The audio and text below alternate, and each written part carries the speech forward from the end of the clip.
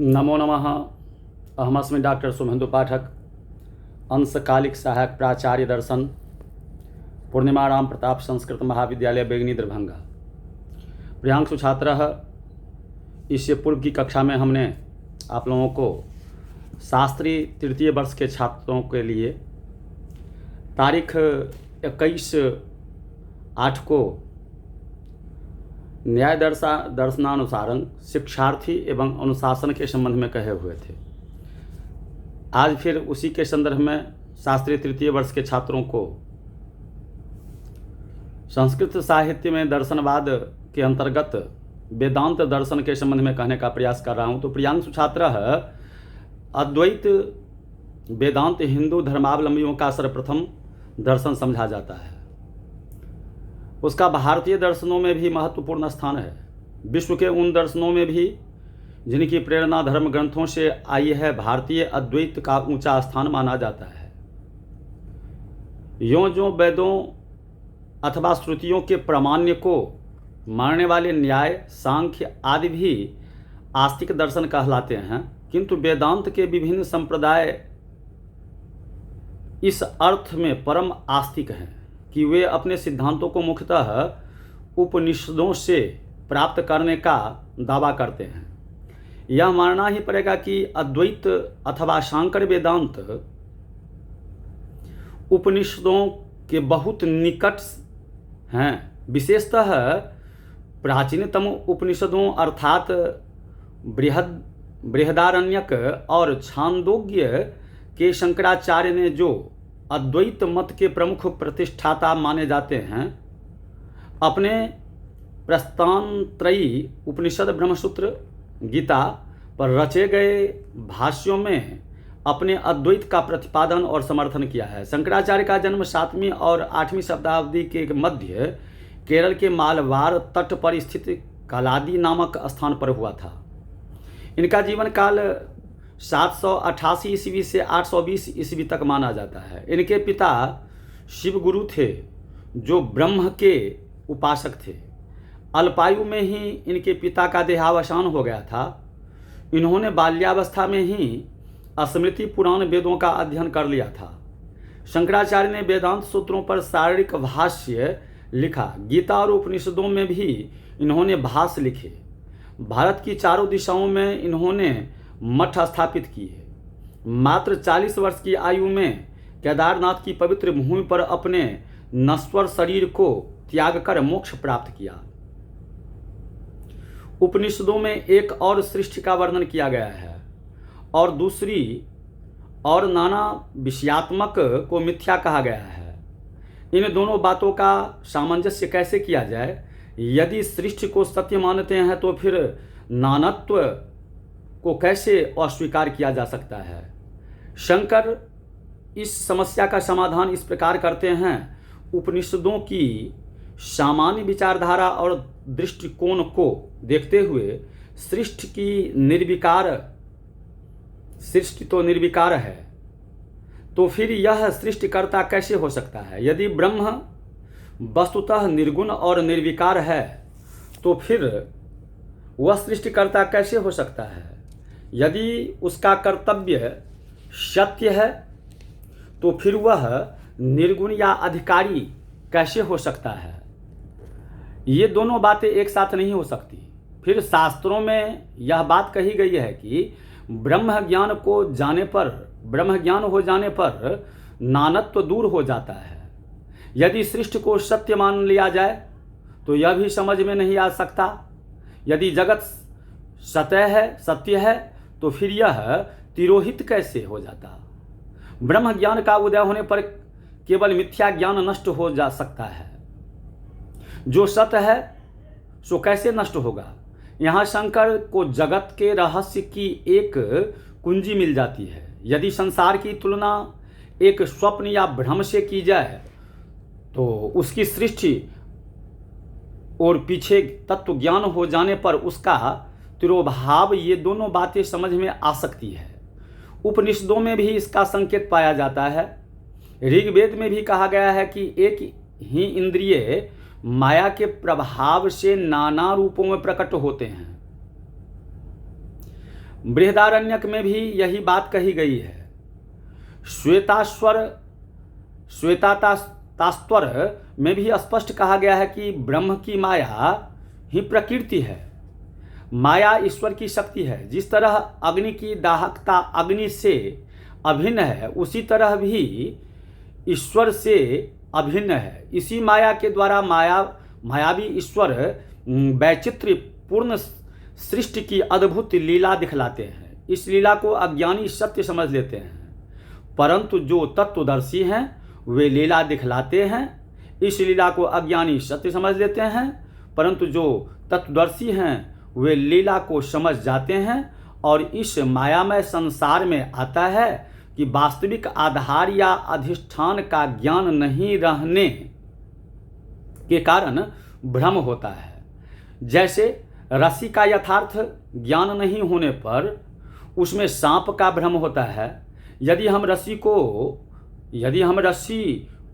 रस्सी जानते हो तो उसमें विषय में भ्रम नहीं होता, परंतु केवल रस्सी का अज्ञान मात्र ही भ्रम का कारण नहीं है, क्योंकि वैसी हालत में जिसे रस्सी का अभी ज्ञान प्राप्त नहीं हुआ वह सर्वदा सांप ही सांप देखा करता है।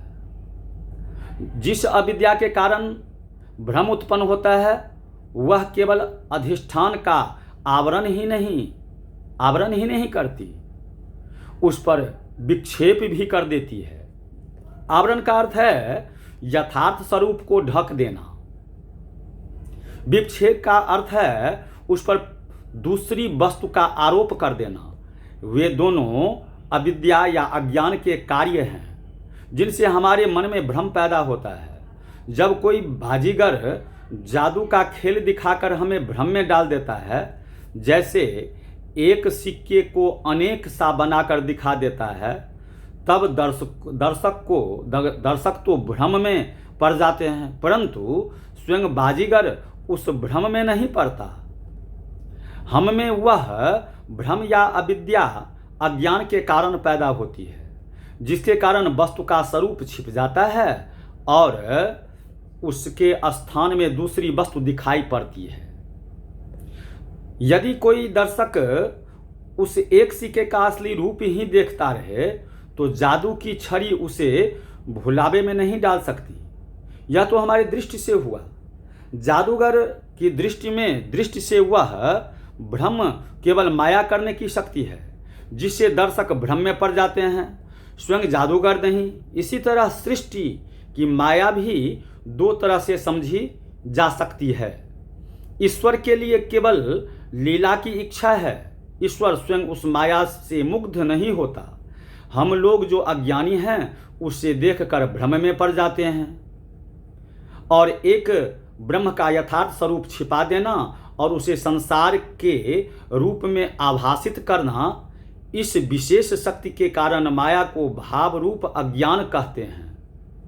सृष्टि का आरंभ कभी किसी काल में हुआ, ऐसा कहीं कहा जा सकता। अतः माया को अनादि मानते हैं। जो इन्हें गिने ब्रह्मज्ञानी संसार की भूल भुलैया में नहीं पर जगत को ब्रह्ममय देखते हैं, उसके लिए न कोई भ्रम है न माया। उनके लिए ईश्वर भी मायावी नहीं। मनुष्य का सूक्ष्म शरीर भूतों से बना है और स्थूल शरीर भूतों से, जो 5 सूक्ष्म तत्वों के संयोग से बनते हैं। शंकर की दृष्टि के इसी क्रम को मानते हैं, परंतु वे इस समस्त प्रक्रिया को विवर्त या अध्याय मानते हैं या अभ्यास मानते हैं। शंकर के इस विवर्त में कई गुण हैं।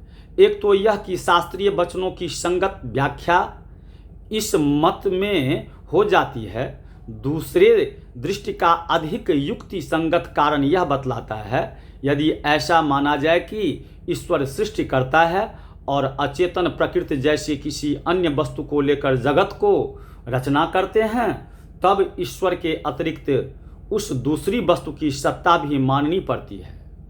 और इस तरह ईश्वर की एकमात्र सर्वव्यापी सत्ता नहीं रह जाते, उनकी समीमता नष्ट हो जाती है।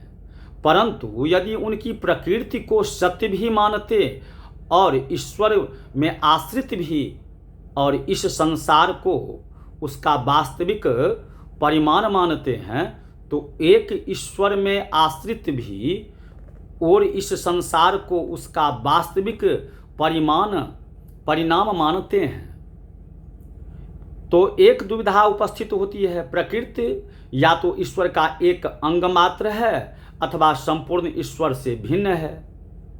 माना जाए तो यह बाधा उपस्थित होती है कि तब प्राकृतिक विकास का अर्थ हो जाता है संपूर्ण ईश्वर का जगत के रूप में परिणत हो जाना। वैसी अवस्था में यह मानना पड़ेगा कि सृष्टि होने के उपरांत कोई ईश्वर नहीं रहता। यदि ईश्वर में सचमुच विकार होता है तो वह चाहे आंशिक हो या पूर्ण ईश्वर को किसी हालत में नित्य निर्विकार नहीं कहा जा सकता और तब ईश्वर कहलाने के योग्य नहीं रहता। विवर्तवाद को मान लेने पर ये कठिनाइयाँ दूर हो जाती है, क्योंकि विकार आभास मात्र है, वास्तविक परिवर्तन नहीं।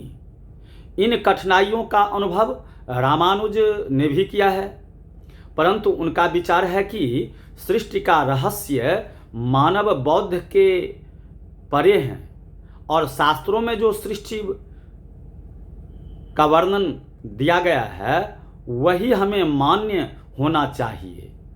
यही कठिनाइयों की बात तो एक बार जब हम ईश्वर को सर्वशक्तिमान, सर्वज्ञ और विचित्र सृष्टिकारी मान लेते हैं तो उनके लिए कुछ भी असंभव नहीं रह जाता। शंकर भी यही मानते हैं कि बिना श्रुति की सहायता से केवल तर्क के सहारे सृष्टि का रहस्य ज्ञात नहीं हो सकता, परंतु वे कहते हैं कि स्वयं श्रुतियों में ही एक से अनेक आभासी होना बतलाया गया है। शास्त्र ज्ञान के अनुसार हम अपनी तर्क बुद्धि का सहारा लेकर अन्य जीवन के साधारण भ्रम के अनुभवों से इस सृष्टि रूपनी माया के रहस्य को यथासंभव समझने का प्रयत्न करते हैं। आज की कक्षा में शास्त्री तृतीय वर्ष के छात्रों के लिए बस इतना ही। पुनः आगे की कक्षा में आप लोगों को कहेंगे इति।